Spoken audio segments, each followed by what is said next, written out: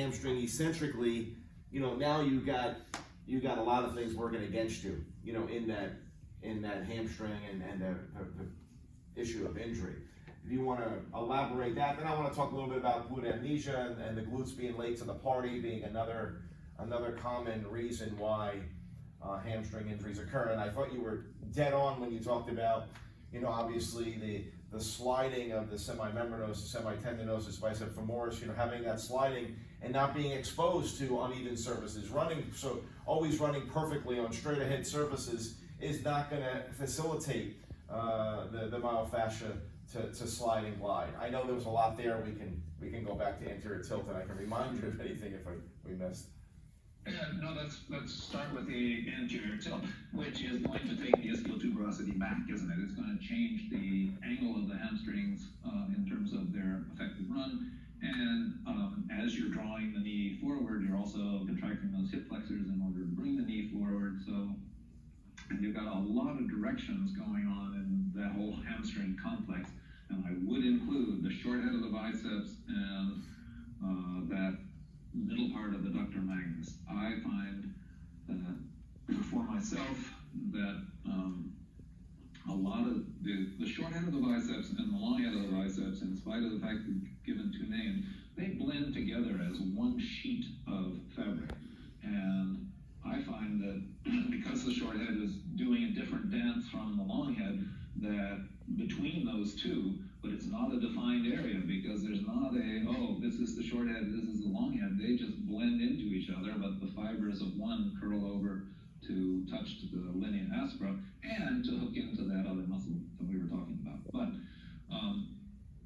the injury comes where the long head is meeting the short head, and the solution to it is to get up in that adductor magnus and to lengthen the middle part of the adductor magnus, which they could do with butterfly stretches or frog stretches that would open up that part. You guys would probably know that better than I would. The reaching into the posterior adductors will help you a lot with hamstring injuries and keep them from becoming chronic. If there was other parts of your question, I've forgotten those parts.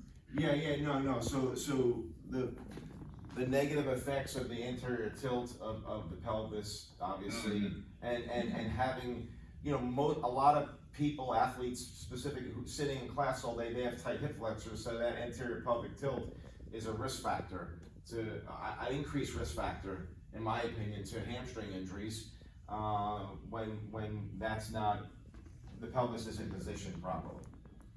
Okay. The only place I'm gonna object to what you're saying, Bill, is that they're sitting in class all day. We're all sitting, the Asians are squatting in rice paddies all day and they don't get stuck there. You don't get stuck from being in a position, you get stuck from not coming out of the position ever. And then things get fascially stuck, and of course they get mentally stuck as well. Because I would argue with you that a posterior pelvic tilt, which we got a lot of in the Pilates era, the early Pilates era, when people were being told, tuck your tail under, yoga had that one too, for a couple of decades there. It's not so prevalent anymore. And a posterior pelvic tilt is also not a place to have great pelvic biomechanics from. If you're an athlete, and you need a lot of spring out of your spine, then a little anterior tilt is not a bad idea. The trouble is when it gets too far into the anterior tilt, then you lose the efficiency of the pelvis in recruiting. And a little posterior tilt, if you wanting to be steady and in your Tai Chi, and you're grounded, a little posterior tilt is a great thing. It's very common in the martial arts.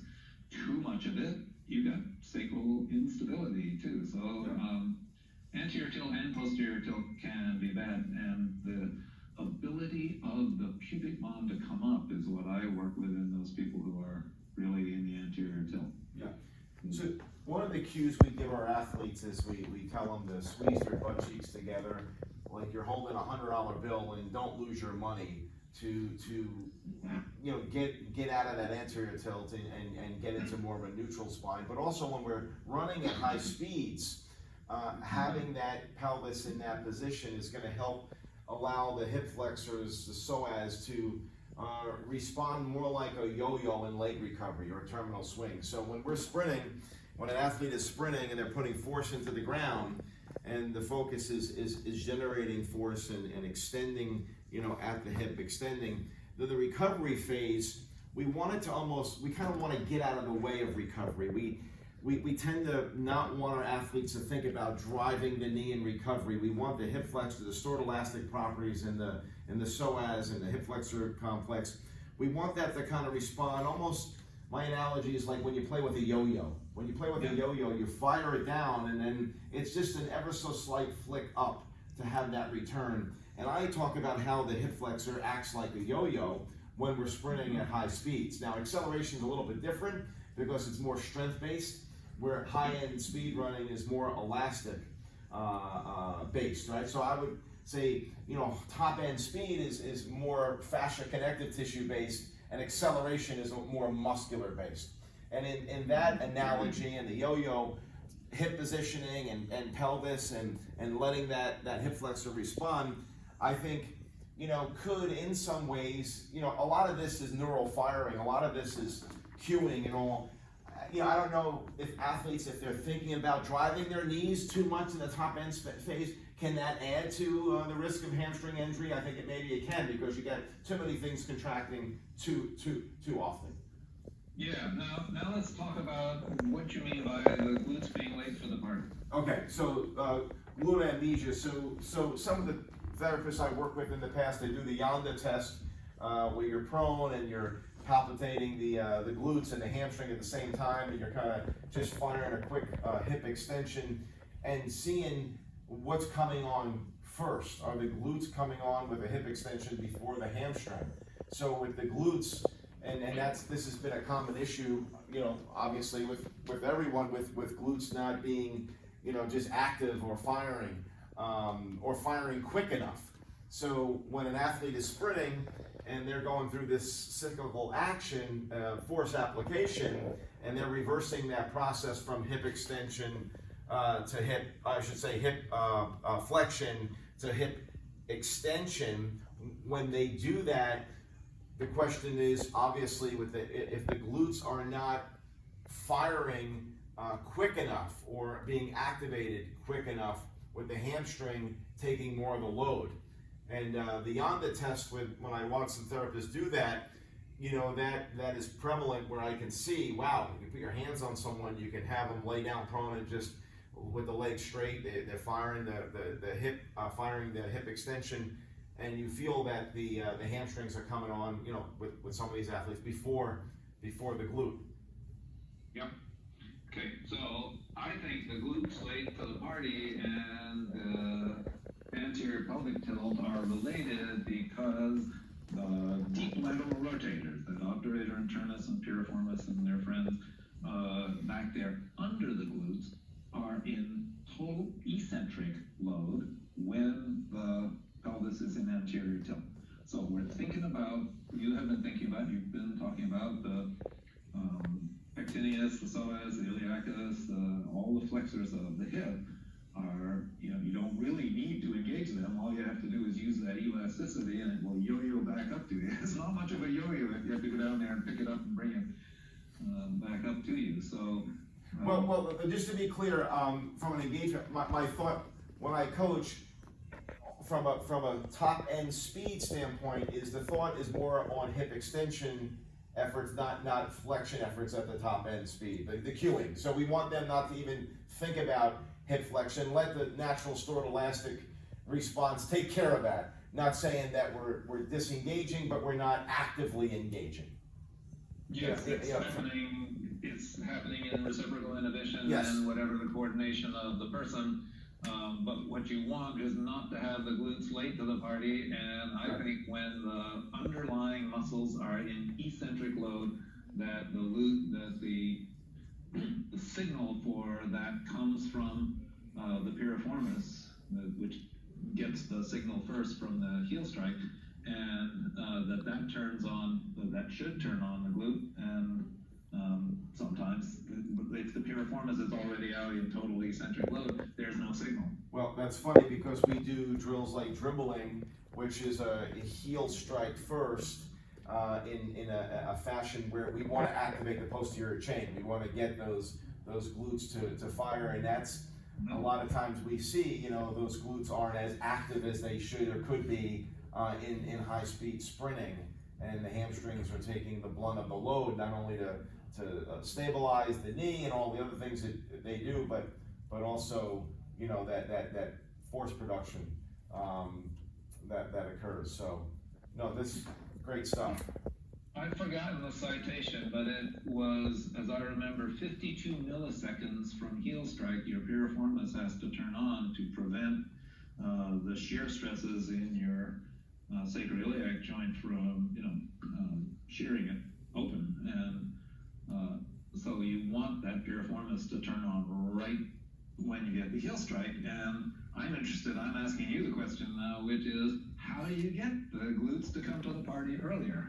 Yeah. What is the mechanism by which you get things to fire earlier? Yeah, no, great question. Well, first, really having a thorough warm-up, and clamshells have been shown to be one of the best glute activators, glute medius activators, and a lot of research, Stu McGill has done. So a lot of just, in that warm-up, we all actually do that in our pre-warm-up. We'll do things like clamshells and monster walks with mini bands, things of that nature.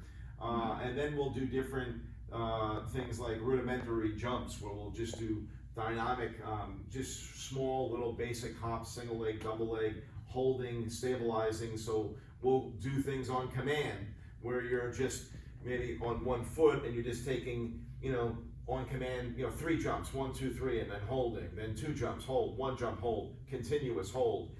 Just to stimulate, almost like vaccinate, if you will, the system to a degree to get those proprioceptors, those afferent firings to get things turned on. So dynamic stabilization movements such as those rudimentary jumps are important as well. And then we do, what we call exchanges, high knee exchange. We'll be in one position, we'll exchange the feet, hold and stabilize.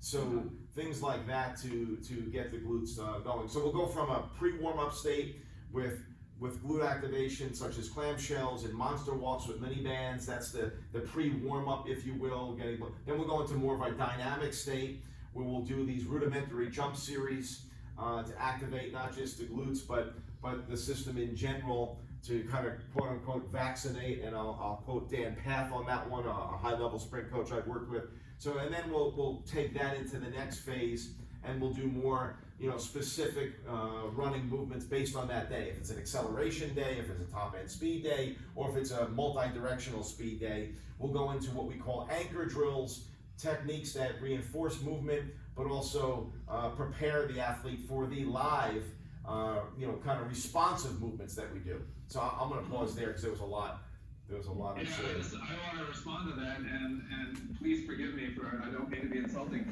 And then you hope that the thing turns on at the right time in the actual athletic event.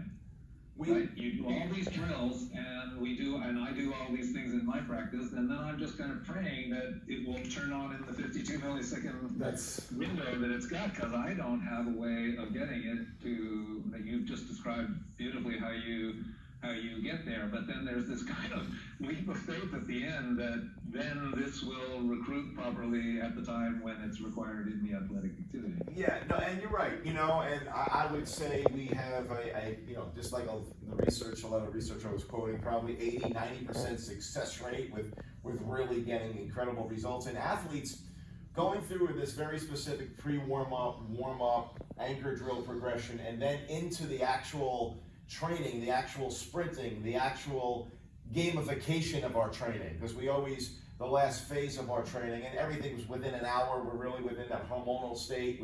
We want to maximize this session. It's not about quantity, it's quality. So, the whole first 30 to 40 minutes is really a preparation, a movement skill, a movement literacy, education, motor vocabulary development and refinement. Then we bring in that cognitive aspect of training and reaction and agility. But the point is, when we go through these beginning phases in the first 20 to 30 minutes, and we call it our warm-up, but it's much more than a warm-up. It's a very progressive approach to our training. Our athletes, and even myself, I was a national class, javelin thrower, competed in Europe and whatnot. Going through this, athletes who have gone through this for the first time, this very specific type of warm-up, feel faster, feel more explosive. Things are turned on. They're running, so they feel like they're running faster with a lot less effort. So when you go through this, the feeling is you're running so much faster. Now, are you actually faster in that specific training session? Maybe a little bit, maybe not, but the reality of it is this. You're definitely running just as fast with a lot less effort. At least that's how you feel. Now, I can't prove that scientifically, but doing this for 30 years and now collectively with 1 million athletes that we've trained at 100 facilities around the world, that's not successful with good marketing, right? I mean, it's successful because there's people that leave your business, just like you, Tom. That was unbelievable. We're fast, we feel great, we're faster. Now, we have a lot of data that shows we do get an average of 1 to 2 tenths off a kid's 40, in a 12-week program. But the reality of it is, now we understand why. What's kind of cool for me, Tom? 30 years ago, 25 years ago, I didn't really understand why a lot of this stuff was working, in terms of what we were doing. We've been doing the active dynamic warm-up, glute activation, all this stuff for 30 years. I learned this, as a track athlete, competing in Europe, and now understanding why, and then now the fascia aspect of it has taken it to a whole new level. So, the way you've gone into detail today, Tom, was truly amazing. The anatomy, understanding it, talking through it, the videos, the illustrations is priceless. I mean, I'm really excited about what we did here today, and I don't want to monopolize the time here because I know we got about 20 minutes. If you want to comment on that, open it up to questions. I'm happy to answer questions as well about training or our experience here. I think I earned the right because I think I made a lot of mistakes in my career, and to be able to share some expertise and always learning every day. Making mistakes and recovering from them is in fact the way to wisdom. Yeah. We've got about 20 questions in about 15 minutes. Is it okay? Right. Yeah, let's dive in. Go for it. And I'm so happy for Bill to be able to answer the questions on training, and I'll answer what questions I can. Okay. This is a question relevant to the Achilles injury. Could you comment on the difference between force production and speed when the Achilles curves inward due to a varus heel, and the implication of the same along the superficial lines through the hamstrings and sacrotuberous ligament? Thank you. Good. You have something on that on the athletic side? Because I can talk to this on the posture side easily. Yeah, I would say that one. Can you repeat that for me, Melanie, one more time? Sure. Hold on just one second. I just have to go back to it. Do you want to take it first, Tom? If you look at what we were looking at before, which is the gastrocnemius and the soleus coming down here to the heel, coming around to the plantar fascia, and you think of that as one piece and going up to the hamstrings all the way up to the hip. This fascia of the Achilles tendon spreads out around the heel like a bridle. That whole thing can slide this way if the heel goes varus, turning the weight to the outside.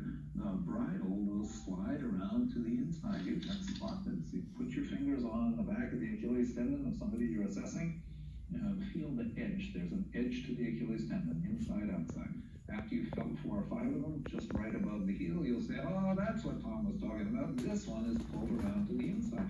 And if it's valgus or varus, if it's a valgus heel, you'll feel it creep around to the outside, and you'll feel that edge change, and you can, this is for fascial work, you can grab that cap, that shower cap that's going around the heel, and put it back where it belongs. And along with the kind of training Bill is talking about, you can build athletes back into this. I'm talking about, I'm mostly working with Joe Public, but a varus or a valgus heel, a varus or a valgus knee will affect this whole back line in ways that, yeah, you can put the bones back in place. Yeah, you can do high velocity, low amplitude thrust, but the fascial fabric has bent over or been pulled over and then cemented itself down. Can you change it with training? Yeah, you can. Can I change it faster with my hands? Yeah, I think I can. Thank you, Tom. A question from Eves. What about the barefoot runners who promote a more ball-to-toe contact, not heel-first landing? Can you comment on that? I'm all about that. I've been doing that since I was 55, and I credit a lot of my bounce at 72 to bouncing myself around the 4-mile block that I have here near my house. And that kind of rhythmic training is the only way, jumping rope, doing push-ups and bouncing, all kinds of bouncing things, but barefoot running allows me to have elasticity stored up in my ligament in the way that we were talking about during the research portion. So I'm all about that. Tom, I want to add to that. This is more of a question than a comment, but more of a question with a comment. So this obviously this bouncing rhythmical type exercise that we do to promote good healthy fascia. When we talk about and what that's doing to our body from a biotinsegrity standpoint, and understanding biotinsegrity, when I think of biotinsegrity, I love your explanation when you talk about we don't have 600 muscles, we have one muscle and one massive, really unique, multiple envelopes all connected together. That's a beautiful statement. But going back to this bouncing activity, and when you look at the endomyosin, perimyosin, epimyosin, you look at this connective tissue within this envelope, that it all gives our muscles the stability and integrity throughout our body, along with all the fascia connections that hold all of our organs together and holds things in places. Can you talk a little bit about the bouncing? In your opinion, how is that affecting the complete myofascial system in the biotinsegrity? What does that refer to? How is what affecting? The bouncing activity, the concept of developing. Now we know it affects the Achilles tendon, right? So the research says, in developing strength in the Achilles is gonna give us more of a dynamic recoil. But from a holistic standpoint, the biotinsegrity model standpoint, do you feel there's stress when we bounce? There's stress going throughout the entire structure that's adding more stability to the complete myofascial system that gives our body its stability and integrity. This bounce, because when you bounce a lot, everything's moving, right? Right, exactly. That's the. It's moving. I feel it in my spinal ligaments, in my knee ligaments, in my hip ligaments, even in the nuchal. You probably read the research. The nuchal ligament back here is one of the most important elastic structures you have to keep your head steady while you're in search of lunch or a mate or whatever you're in search of when you're running. But you want to keep your head steady because that's where your teleceptors are. That's where you're going to spot whatever it is that you're going for. So the elasticity of the body is really important. I have to keep myself limber because the cost of the bouncing, if you do as much bouncing as I do and as little other exercise, is that the muscles are always working in isometric contraction, right? They're contracting, but they're not being lengthened out as we thought. That if you're bouncing, tibialis posterior, deep parts of the soleus are working in almost isometric contraction because it's the elasticity of the tendon. Where did I put it?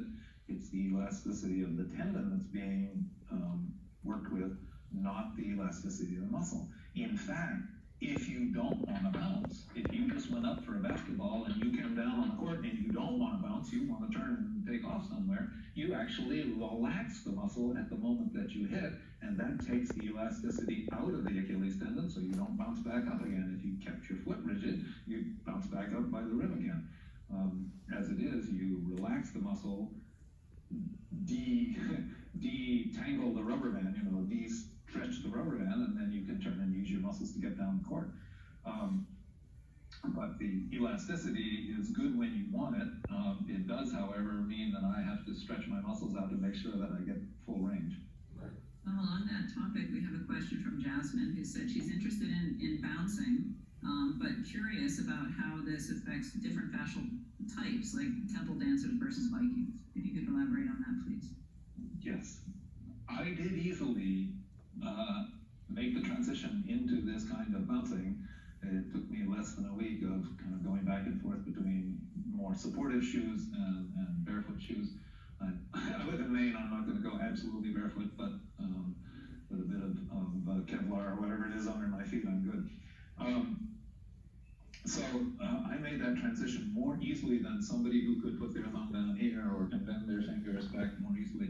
They need to think more in terms of a slower ramp up.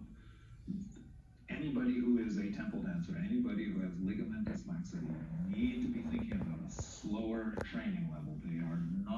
They're going to train their muscles much faster than their tendons. These are the people who can have antithesis injuries.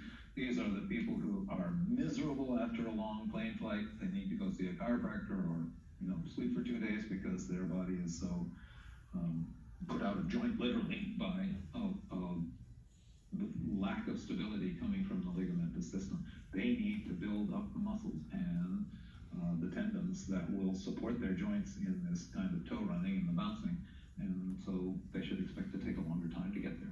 With that note, Tom, I'll just add, when we look at our athletes, and now the research is catching up to this has been all anecdotal from us for 30 plus years, just being in the trenches. When athletes come in, you can immediately, after evaluating them, you can look at them, and just by looking at them, you can see if someone's more of a connective tissue athlete compared to more of a muscular athlete. What's their homeostatic drivers, right? Is it more connective tissue and tendon, i.e. Kevin Durant, or is it more muscular driven like a LeBron James, right? There's two different super high world level athletes, best in the world, but you can just look at them, obviously Kevin Durant's a little taller, but he's more of a connective tissue driven athlete opposed to a LeBron James. That's the extreme example, but when you look at the athletes you're training or treating, you can almost see how they run, how much lean muscle they have, what's their drivers, and then formulate accordingly. Mm-hmm. I guess I'm going to defend the Indian temple dancers that's an athletic event too, and if you put me in that event, I would be really awkward, and it would take me a lot of training to get back to there to where I could do that with any kind of ease. So different strokes for different folks. Yeah. Tom, we've got a question from Dr. Anna Katerina Tishenko. Yes. Could you review the attachment of the hamstrings to the side of the ischial tuberosity in relation to the ischial bursa and adductor magnus? It relates to what you mentioned, the single joint muscles are responsible for stability versus two joint muscles are involved in coordination and agility. This is P.S. This is a great correlation to the concepts discussed yesterday in the live dissection session. Almost like we planned it that way. Almost like we planned it that way. Yeah.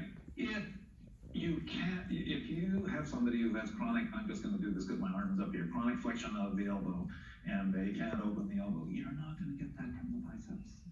Because the biceps is a two-joint muscle. It's crossing both the shoulder and the elbow. It couldn't be stabilizing the elbow, or it would have to stabilize the shoulder as well. Your brachialis underneath is the one that could stabilize the elbow in your baseball pitchers and things like that, where if you want to get there, you can work the biceps till the cows come home.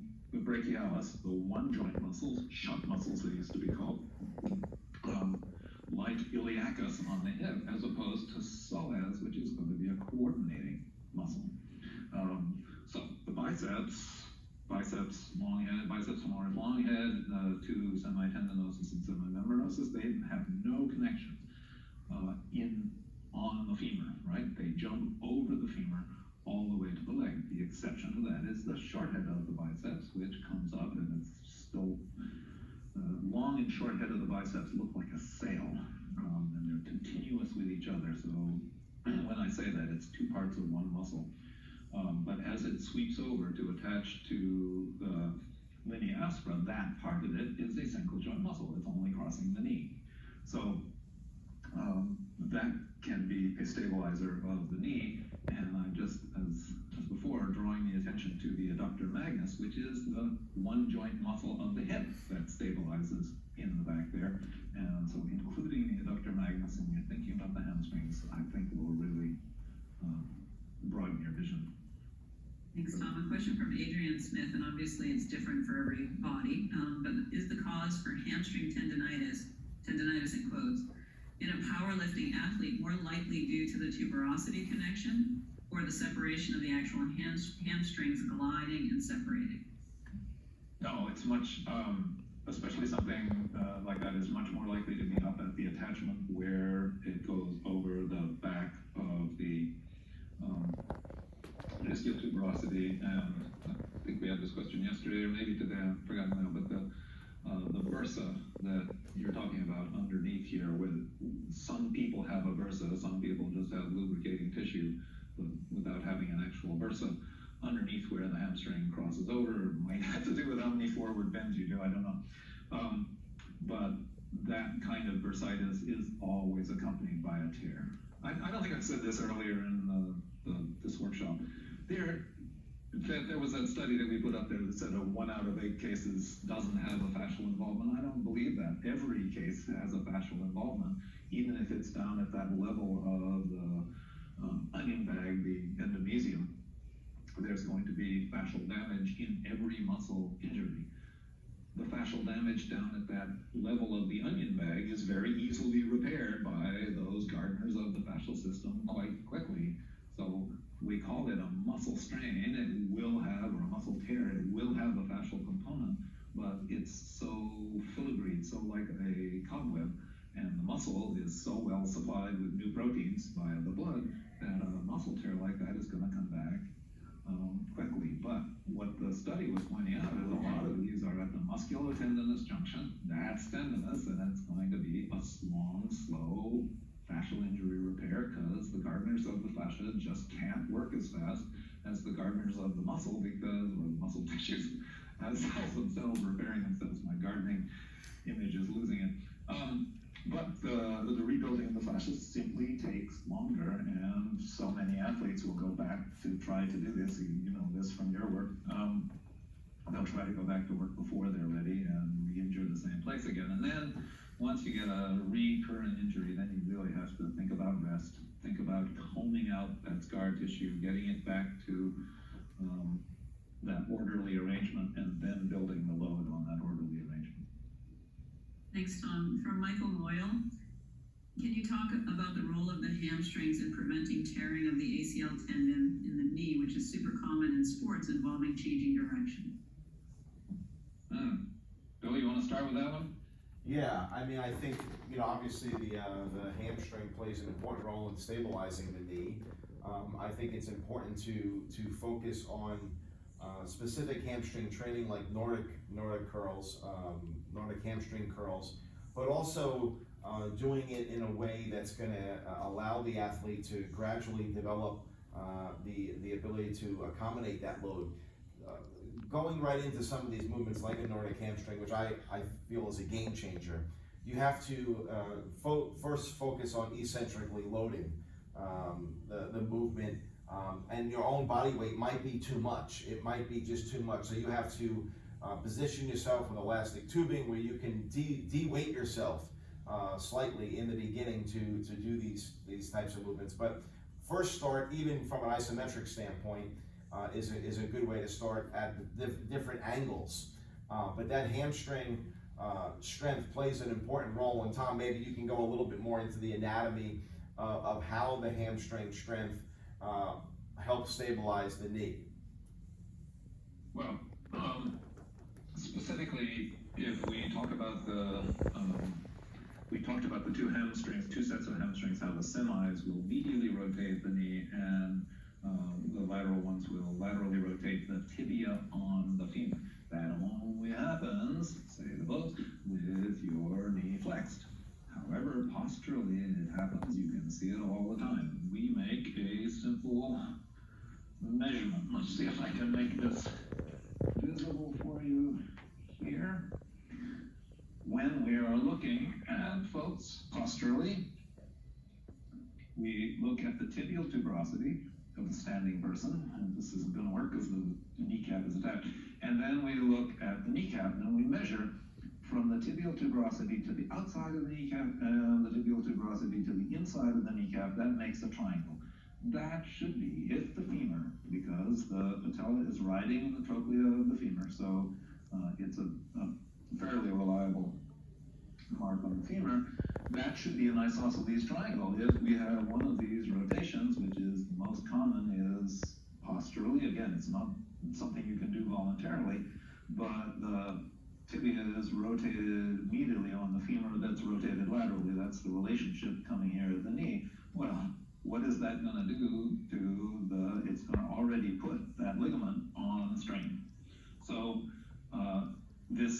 the rotation, I find the rotation that is natural in the knee, and you see the other one where the tibia is rotated laterally and the femur rotated medially, but this one is the more common.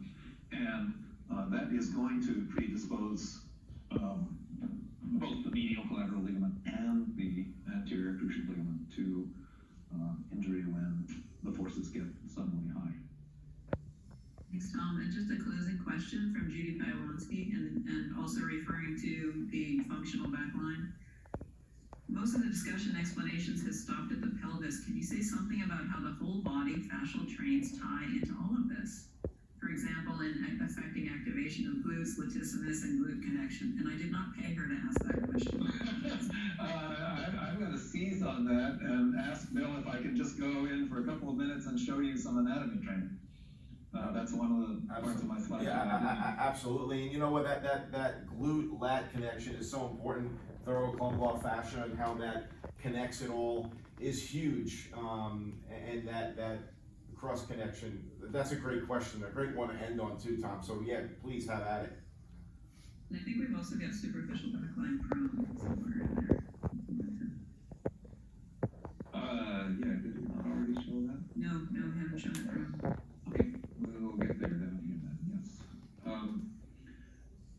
I think we showed this, that we are going from system to segment, from segment to system to system to system. And if we look at that in terms of where are the continuous elastics around the body, we come to this idea of the anatomy trains and through this. I don't think you're sharing the screen yet, Tom. Oh, that's no fun. I apologize. No worries.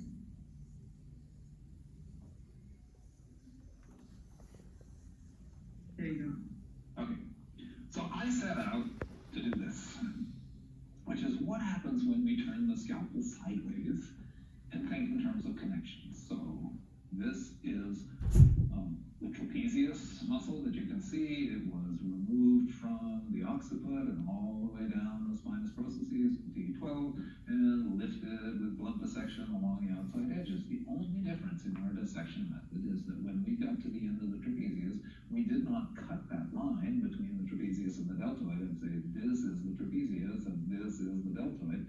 We slid the scalpel underneath without taking the periosteum of the bone. We were able to maintain a connection a strong connection from one muscle to the other. It's not right, it's not wrong, it's a different way of doing the dissection. And when we got to the deltoid tubercle, we were able to continue with the lateral intermuscular septum. Did I cut it away from the deltoid tubercle on the humerus? Yes, I did. But did they cut the deltoid away from the lateral intermuscular septum? Yes, they did. Who's right? Two different points of view. This, however, if you put it all together, is the superficial back arm line, like the back of a bird's wing, going from the shoulder to the fingertips.